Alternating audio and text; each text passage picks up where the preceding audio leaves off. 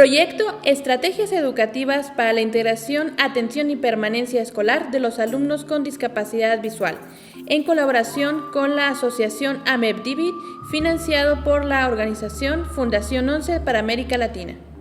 Bienvenidos, mi nombre es Selena Armendáriz y soy terapeuta en rehabilitación de personas con baja visión. Y en este video vamos a tratar el tema del manejo del alumno con baja visión en el aula regular.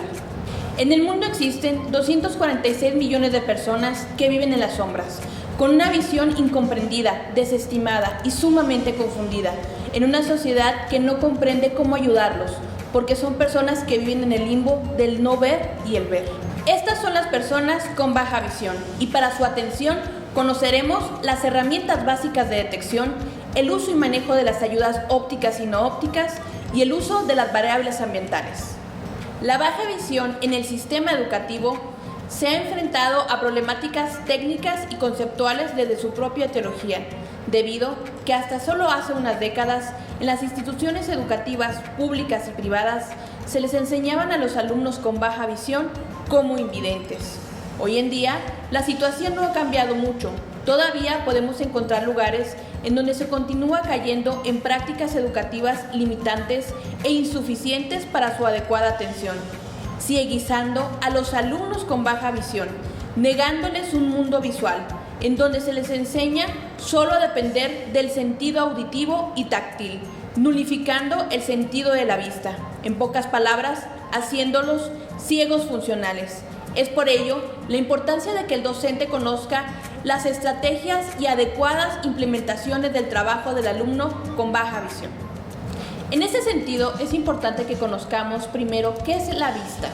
La vista es la capacidad de procesar y captar estímulos para poder entender el color, la forma y el movimiento. Y también, ¿qué es la percepción? La percepción es la capacidad de interpretar un estímulo. En ese sentido, cuando hablamos de qué es el proceso de la visión, estaríamos hablando que es la capacidad para procesar la información y darle un significado dependiendo de la vida de cada persona. La visión es el sistema director del aprendizaje. Es por ello que el 80% de las condiciones neurológicas se dan a través de la visión. Cuando nacemos, no nacemos viendo, sino que aprendemos a desarrollar el sentido de la vista. Y un claro ejemplo es cómo los niños aprenden a sonreír. Aquí vemos imágenes en donde los niños con baja visión no aprendieron a sonreír de una manera adecuada y se ocasionó un hueco visual. Según la Organización Mundial de la Salud, una persona con baja visión es aquella que presenta, después de tratamiento médico convencional y la mejor corrección posible, una agudeza visual que va desde 20/60 hasta percepción de luz o un campo visual de 10 grados o menos desde un punto de fijación en su eje más amplio, pero que sea capaz de utilizar esa visión con propósitos funcionales. En este sentido, comprendemos la agudeza visual como la capacidad de percibir los detalles, y en su defecto, la pérdida de agudeza visual sería una visión borrosa. Y el campo visual sería la cantidad de cosas que vemos en un ángulo de 180 grados. En este sentido, comprendemos entonces que la ceguera es la no percepción de luz. El Consejo Internacional de Oftalmología, celebrado en Sydney, Australia, en el 2002, acordó acuñar ciertos términos para identificar a personas con discapacidad visual o solamente alteraciones visuales. Uno de ellos es el de baja visión que vimos anteriormente y ceguera para discapacidad visual. El siguiente término es donde hablamos de impedimento visual, que es en donde se encuentran las personas que tienen la necesidad de utilizar lentes por un error de refracción, además de personas que tienen una enfermedad visual, pero que su visión todavía no es suficientemente considerada limitante. Y la tercera, cuando hablamos de personas con visión monocular. Existe un sinfín de patologías que pueden ocasionar la baja visión, pero para identificar el cómo ve cada persona con baja visión, podemos clasificar a estas patologías en 4 grupos funcionales de visión. El primero de ellos es la pérdida de campo visual central, y este tipo de personas sufren enfermedades como Stargardt, maculopatías o degeneraciones maculares que afectan su visión central, que es la calidad con la que vemos los detalles y la visión al color, y tienen principalmente dificultades en el momento de la lectura. La pérdida de campo visual periférico es causada principalmente como patologías de retinosis pigmentaria y glaucoma, en donde se afecta la visión en la parte periférica, limitando el campo visual de la persona, como si tuviera una visión tubular, y también una sensación de apagón visual, en donde es difícil desplazarse en la noche o en un lugar en penumbra. Para estas personas es necesario el entrenamiento con el uso del bastón para orientación y movilidad. El tercer grupo funcional es la alteración de medios transparentes o refringentes, causado principalmente por patologías como cataratas, leucomas o leucocorias, en donde se afecta principalmente la visión al detalle de las personas y no pueden identificar rostros, la lectura adecuadamente y necesitan que se les amplíe demasiado los objetos que ellos necesitan ver. El último grupo funcional es el de defectos de sector, causado principalmente por una alteración en el nervio óptico o atrofia en el nervio óptico, donde la persona pierde la mitad del campo visual. Es importante la medición y valoración de la agudeza visual, y esta puede ser medida en un consultorio de oftalmología u optometría, en donde van a utilizar diferentes optotipos o carteles de medición para identificar la capacidad visual de cada persona. Se ubica al paciente a una distancia determinada del cartel u optotipo y se le pide que pueda mencionar cada una de las figuras hasta la figura más pequeña que la persona pueda identificar. Y es ahí cuando identificamos la capacidad visual de cada persona. El campo visual puede ser valorado por diferentes herramientas computacionales o manuales y también por confrontación. Se coloca a la persona frente a usted y le pide que vea su nariz y a la vez usted con su brazo va hacia la parte anterior de su cabeza y mueve sus dedos y le pide a la persona que le identifique cuando puede ver los dedos que se mueven. La apariencia visual es algo observable. Podemos encontrar ojos con visqueos, asimetría visual, ojos enrojecidos o acuosos y también ojos en movimiento constante, a lo que llamamos nistagmus.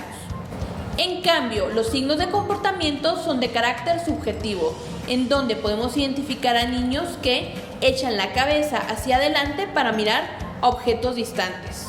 Tienen corto espacio de tiempo en la atención y en la concentración. Giran la cabeza para emplear un solo ojo. Inclinan la cabeza de manera lateral. Colocan la cabeza muy cerca del escritorio o del material que tienen que leer. Hay un exceso de parpadeo o tapan y cierran un ojo al momento de tratar de ver. También existe fatiga inusual al terminar una tarea visual y el uso de dedo como rotulador en una lectura. Mueven la cabeza hacia lugares distantes y chocan constantemente con los objetos. También puede existir un deslumbramiento excesivo en interiores y en exteriores. Además, podemos observar guiños frecuentes. Cuando el alumno ya cuenta con baja visión, tenemos que decirle adiós al lente maravilloso. ¿Qué quiere decir esto? Que un solo lente no le va a proporcionar al niño toda la funcionalidad visual. Y es ahí en donde tenemos que identificar las ayudas ópticas para visión de cerca, intermedia y lejana. Las ayudas ópticas para visión cercana son también llamadas magnificadores, que vienen en diferentes potencias o llamados aumentos, que tienen diferente capacidad para aumentar el tamaño de la letra o de la imagen que el niño requiera ver. Las ayudas ópticas para visión lejana son también llamadas telescopios y existen en diferentes tipos y denominación, como los conocidos tipos galileanos, que es de 2X, 3X y 4X, y los tipos keplerianos, que son de 3, 4, 5, 6, 7, 8 y 10X. Cuando el niño utiliza esta ayuda óptica, puede adecuadamente copiar todo lo que está en el pizarrón a su cuaderno y también para ver letreros, anuncios o la televisión. Las ayudas no ópticas funcionan como complemento a las primeras, en donde estas son de bajo costo y pueden ser realizadas por el profesor o los padres de familia. Existen filtros de diferentes tipos y cada uno de ellos es apropiado dependiendo de la patología visual del niño o las necesidades visuales. Podemos encontrarlos para evitar el deslumbramiento, como son los filtros grises o oscuros de la gama de los cafés, y podemos encontrarlos para mejorar el contraste, como son la gama de los rojos a naranjas, y para mejorar la visión en la penumbra, como son de la gama de los amarillos y naranjas claros. Los tiposcopios para los niños con baja visión funcionan como un complemento para la lectoescritura, en donde la escritura puede ser delimitada del tamaño de la ranura y la lectura puede ser identificada a través de una línea recta que delimita los espacios y el niño no se cambia de renglón. En los cuadernos adaptados se realiza un rengloneo adecuado para que cada niño pueda identificar mejor su escritura, resaltando más el fondo de la forma. El tamaño del rengloneo se sujeta directamente de la capacidad visual de cerca de cada niño. El atril funciona como apoyo para la ergonomía del niño con baja visión. Debido a que el niño, su distancia focal de cerca es muy reducida, él requiere un espacio que pueda levantar la lectura a su visión para que sea sobre su línea media de visión y no tenga dificultades de dolores lumbares o en la espalda. Los textos magnificados son una gran herramienta para el docente en la introducción del aprendizaje. Sin embargo, debemos de utilizarlos de una manera adecuada. Cuando nuestro niño ya cuenta con una ayuda óptica, el niño debe utilizar los libros de texto normal, porque se sigue trabajando en su capacidad visual a través de la ayuda óptica, y podemos dejar los textos magnificados para mapas y dibujos. El niño con baja visión también requiere del implemento de las variables ambientales, como puede ser el uso del tiempo, iluminación y contraste. Es importante que como maestros conozcamos los diferentes tipos de iluminación que requiere el niño con baja visión. Luz natural. Sus ventajas son que emite luz blanca, es económica, ecológica y de poco cansancio para la fatiga visual. Sus desventajas es que es variante dependiendo del clima y la hora del día, y además que la mucha exposición al sol provoca problemas de salud. La fluorescente o artificial emite luz blanca imitando la luz natural, es económica y además evita el cansancio en la fatiga visual. Existen de todos tipos y tamaños de LED. Pese a sus presentaciones, en chicas tienen mucha intensidad, no emite calor.